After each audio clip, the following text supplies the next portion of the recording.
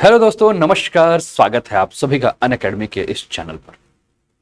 दोस्तों, मान लीजिए आप किसी ऐसे स्थान पर गए हो जहां पहुंचने पर आपको उस स्थान पर सूअर के चीखने की आवाज आए, बर्तनों के रगड़ने की आवाज आए, या ऐसा है कि आपको लगे कि कुछ झंझनाहट घनघनाहट हो रहा है और आप अपने कान को बहुत तेज दबा दे रहे हैं, फिर भी वो आवाज कम नहीं हो रही।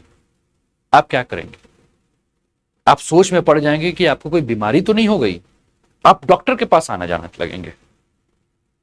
दोस्तों, कुछ ऐसे ही घटना जो है वो भारत में हमें देखने को मिल रही है और भारत सरकार इसको लेकर बहुत ज्यादा चिंतित है, क्योंकि झिंगुर जैसी आवाज सुनकर जो है भारत में लोग अब बीमार होने लगे हैं। कौन सी है ये रहस्यमयी बीमारी, या है कोई गुप्त हथियार? क्या है हवाना सिंड्रोम? इन सभी के ऊपर चर्चा करेंगे। चैनल पे पहली बार है तो चैनल को सब्सक्राइब करके बेल आइकन दबा दीजिएगा। अपने मित्रों के साथ क्लासेस के लिंक को शेयर कर दीजिएगा और दिल थाम के बैठिएगा, क्योंकि बहुत सारी चीजें मैं आपके साथ बात करूंगा। दोस्तों, मेरा नाम है अनूप उपाध्याय और मैं अनअकैडमी के इस प्लेटफॉर्म पे करंट अफेयर्स के न्यूज के एनालाइज करने का काम करता हूं। तो चलिए शुरुआत करते हैं दोस्तों आज के टॉपिक की। और आज का जो टॉपिक आपको आपके स्क्रीन पर देखने को मिल रहा है, ये टॉपिक है हवाना सिंड्रोम से। लेकिन इस टॉपिक को शुरुआत करने से पहले, भारत के साथ जोड़ने से पहले, हम इसके बैकग्राउंड में चलते हैं। दोस्तों, अमेरिका का नाम आपने सुना होगा और क्यूबा का भी नाम आपने सुना होगा। अमेरिका का पड़ोसी देश है क्यूबा, और अन्य कई पड़ोसियों की तरह अगर हम बात करें, जैसे भारत पाकिस्तान का भी अगर हम बात करें तो कई दशकों से ठना हुआ है, भारत चाइना का ठना हुआ है, वैसे ही अमेरिका और क्यूबा के बीच में कई वर्षों से, कई दशकों से अगर हम बात करें तो टकराहट की स्थिति है। सन 2014 अमेरिका में राष्ट्रपति थे बराक ओबामा, और बराक ओबामा के शासनकाल में अगर हम बात करें तो दोनों देशों के बीच में रिश्तों को बहाल करने की शुरुआत हुई थी। लेकिन ये रिश्ते मात्र 2 साल ही चल पाए, क्योंकि अमेरिका ने उसके बाद अपने जितने भी डिप्लोमेट्स थे उन सभी को वापस बुला लिया। प्रश्न उठता कि क्या आपस में कोई झगड़ा हुआ था जिसके चलते क्यूबा में जितने भी अमेरिकी डिप्लोमेट्स थे उनको बुला लिया गया? तो उत्तर है नहीं, कोई झगड़ा नहीं, कोई तनाव नहीं। लेकिन उसके बाद भी जितने भी डिप्लोमेट्स, जितने भी अधिकारी थे, उनको वापस बुला दिया था। कारण यह था कि हवाना में जितने भी, माफ कीजिएगा, क्यूबा में जितने भी अधिकारी थे, उन अधिकारियों को एक अजीबोगरीब आवाज आती थी। हवाना स्थित दूतावास में ये जो आवाजें आ रही थी, इसको लेकर जो भी अधिकारी थे वो काफी परेशान थे। आपके स्क्रीन पर क्यूबा की राजधानी हवाना में ये अमेरिका दूतावास नजर आ रहा है, जिसे सुनकर करीब 2 दर्जन कर्मचारी जो है वो बीमार पड़ गए थे। और क्योंकि ये घटना हवाना में हुई थी, इसलिए इस घटना को हवाना सिंड्रोम के नाम से जाना जाने लगा। लेकिन शुरुआत जो क्यूबा की राजधानी हवाना से हुई थी, ये बात वहीं तक नहीं थमी। धीरे धीरे ये आवाजें जो हैं वो अन्य देशों में भी सुनाई देने लगी, और अब ये आवाजें भारत में सुनाई देने लगी है, और भारत सरकार अब इस सिंड्रोम की तहकीकात करेगी।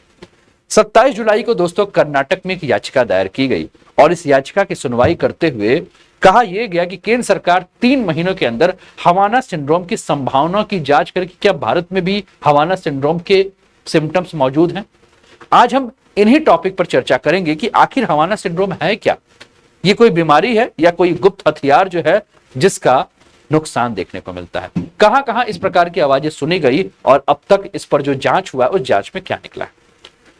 हवाना सिंड्रोम में कैसी आवाज निकलती है, एक प्रश्न जो है वो हम सबके दिमाग में अभी तक आ चुका होगा जब मैंने इस टॉपिक को आपके सामने रखा, जब मैं चर्चा कर रहा हूं। दोस्तों, हवाना असेंबली में तैनात जितने भी डिप्लोमेट्स थे अमेरिका के, उन्होंने एक आवाज सुनी, जिस आवाज में उन्हें लगा कि कुछ उनके कान के पास भनभना रहा है, और वो झिंगुर की तरह आवाज समझ में आ रही थी। कुछ लोगों को ऐसा लगा कि कोई उनके कान के पास आकर बर्तनों को रगड़ रहा है, और किसी किसी को तो ऐसा लगा कि कोई सुअर जो है जो उनके कान के पास आकर चीख रहा है। अब इन आवाजों का सोर्स क्या है, कहां से ये आवाजें आती हैं, इसके बारे में कोई भी जानकारी नहीं। जितने भी अधिकारी थे, जब आवाज आती थी तो दोनों हाथों से अपने कानों को बंद करते थे, लेकिन ये आवाज धीमी नहीं होती थी, और लंबे वक्त तक इस आवाज को सुनते हुए अमेरिका के जो डिप्लोमेट्स थे, जो भी अधिकारी थे, वो बीमार पड़ने लगे। उनमें से काफी लोग बेहोश होने लगे, काफी को चक्कर आने लगा, कई को सर में दर्द था, कई को उल्टी जैसे लक्षण जो है वो दिखाई लगे, और कई तो ऐसे हैं जिनकी याददाश्त भी चली गई। 2017 में ऐसे करीब 2 दर्जन डिप्लोमेट्स के जब जांच किया गया, उनका इलाज किया गया, तो जांच और इलाज के लिए उन्हें अमेरिका वापस जो है वो बुला दिया गया। आइए बढ़ते हैं, थोड़ी सी और जानकारी इस पर लेते हैं। हवाना सिंड्रोम के लक्षण क्या क्या है? तो एक या दोनों कानों में जो है वो दर्द के सिम्टम्स जो हैं वो देखने को मिलेंगे, है ना। इसके अलावा अगर हम बात करें तो अजीबोगरीब आवाज सुनाई देगा, कुछ भी सुनाई ना देना या कम सुनाई देना, हर चीज जल्दी भूल जाना, चक्कर आना, जी मिचलाना और उल्टी, धुंधला दिखना, सिर्फ कुछ निश्चित जगहों पर दर्द महसूस करना, जैसे किसी खास जगह जैसे होटल या अपार्टमेंट पर रहने के दौरान ही शरीर के किसी हिस्से में दर्द महसूस होना, उस स्थान को छोड़ देने पर दर्द गायब हो जाना। लंबे समय तक समस्या क्या है? सर दर्द की, सोने में परेशानी की और डिप्रेशन की समस्या लंबे समय तक है। एमआरआई जांच में पता चला कि सिर पर बिना किसी चोट के भी ब्रेन डैमेज का जो है वो खतरा बढ़ रहा है। हवाना सिंड्रोम की जो तुलना की गई, इसमें अमेरिका के एक साइंटिस्ट है एलन एच फ्रे के, इन्होंने जो है जब इसकी पूरी खोज की तो उन्होंने कहा कि एक इफेक्ट है जिसे हम फ्रे इफेक्ट कहते हैं। और ये फ्रे इफेक्ट क्या है? तो 1962 में अमेरिकी साइंटिस्ट ने इलेक्ट्रोमैग्नेटिक एनर्जी पर जब रिसर्च की थी, तो उस रिसर्च के दौरान उन्होंने एक आवाज सुनी थी, जिस आवाज के बारे में कहा जाता है कि ये आवाज जो है ये झिंगुर की आवाज की तरह। और ये जो झिंगुर की जो आवाज देखने को मिल रहा है, ये फ्रे इफेक्ट के कारण देखने को मिल रहा है। और झिंगुर की जो आवाज की तरह ये इफेक्ट आता था, जो आवाजें सुनाई देती थी, उसके चलते सर में दर्द, उल्टी जैसे लक्षण जो है महसूस होते थे। और जो बातें अभी क्यूबा की राजधानी हवाना से शुरू हुई, एक साल के अंदर उज्बेकिस्तान, चाइना, जर्मनी, रशिया समेत कई देशों में जो है फैल गया। हवाना की घटना के बाद उज्बेकिस्तान के ताशकंद में जो अमेरिका के दूतावास थे, वहां भी जो है इस प्रकार के, वहां के जो डिप्लोमेट्स थे, जो डिप्लोमेट्स की फैमिली थी, उनको इस प्रकार की आवाजें सुनने को मिलने। और ताशकंद में जो भी अमेरिकी अधिकारी थे, उनको भी जो है अमेरिका जो है वो अपने आप वापस जो है वो बुलाना शुरू कर दिया। और ऐसी घटनाएं जो है धीरे धीरे जो है बढ़ने लगी और इसे आगे चलकर हवाना सिंड्रोम के साथ जो है वो जोड़ा जाने लगा। आइए कुछ और भी बात करते हैं। कौन कौन से देश में अभी तक हवाना सिंड्रोम का मामला आ चुका है? तो वाशिंगटन डीसी में आ चुका है, क्यूबा में तो है ही, Belgrade Serbia, Berlin Germany, Vienna Austria, Delhi में, चाइना के ग्वांगझू में, वियतनाम के हनोई में, ये सब देखने को मिला। सबसे पहले 2016 में ये मामला जो है वो हवाना में देखने को मिला, 2018 में जो है ग्वांगझू में मिला, 2019 में वाशिंगटन डीसी में मिला, 2020 में वाशिंगटन डीसी के दूसरे क्षेत्र में, 2021 में दिल्ली में, 2021 में वियना में, 2021 में ही बर्लिन में, 2021 में हनोई में और 2021 में बेलग्रेड सर्बिया में ये सब जो है देखने को मिला। और अब तक कहा यह जा रहा है कि 2018 में जो चाइना में ये सुनने को मिला था, जिसमें अमेरिका के 2 डिप्लोमेट्स जो हैं, उनको जब ये आवाज सुनने लगा तो उनका असर जो है, इस आवाज का असर सीधे उनके दिमाग तक होने लगा। और चीन के ऊपर जब कहा गया कि चीन इस प्रकार का कारनामा जो है वो जानबूझकर कर रहा है, तो चीन ने जो है वो सीधे जो बताया कि ये निराधार है, इसके पीछे कोई भी बेस नहीं है।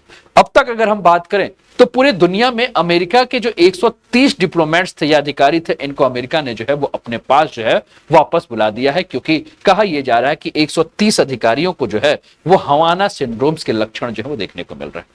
जैसे रशिया में, पोलैंड में, जॉर्जिया में है, किर्गिस्तान में, जर्मनी में, ताइवान जैसे देशों में जो भी इनके अधिकारी हैं, इन अधिकारियों को वापस बुला दिया गया।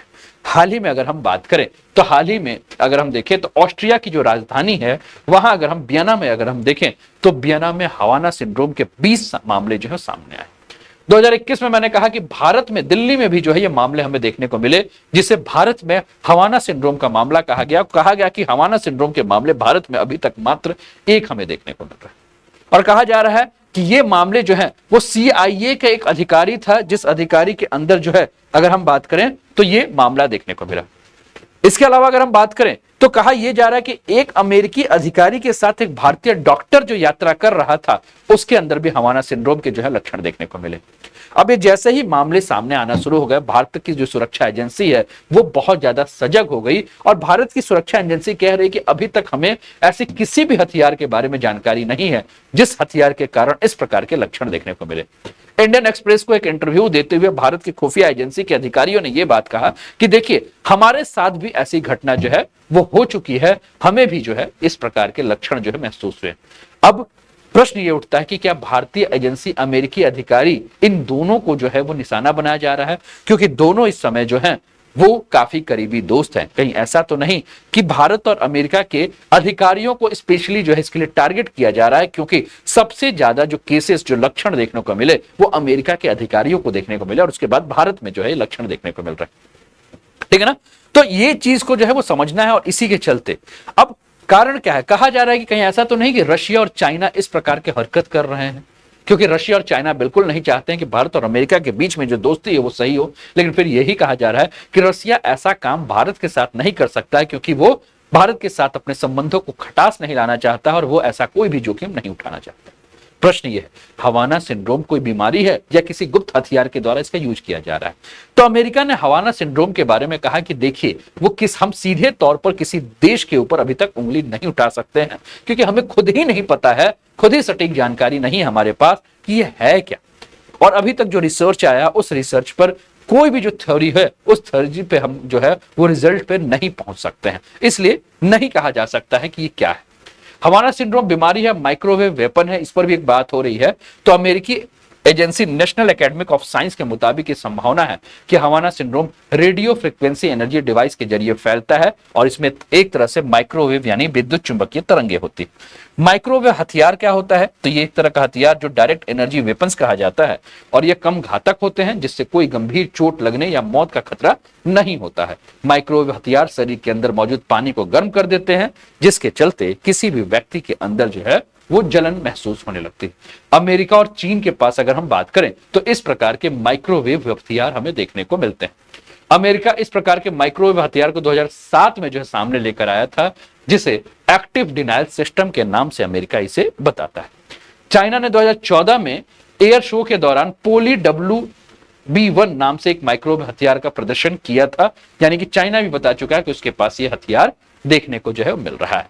ठीक है, 2019 में कनाडा में एक स्टडी हुई जिसमें पाया गया कि जो डिप्लोमेट जो आवाज सुन रहे हैं वो पेस्टिसाइड के संपर्क में आने की वजह से होती है, और क्यूबा में जीका वायरस से निपटने के लिए खूब ज्यादा जो है वो पेस्टिसाइड्स का यूज किया गया है। तो हो सकता है कि वहां इस प्रकार की घटना जो है वो इसके चलते है। ठीक है, तो ये सारी चीजें जो है उम्मीद है कि आपको समझ में आई होगी, जिस पर हम लोग चर्चा कर रहे थे।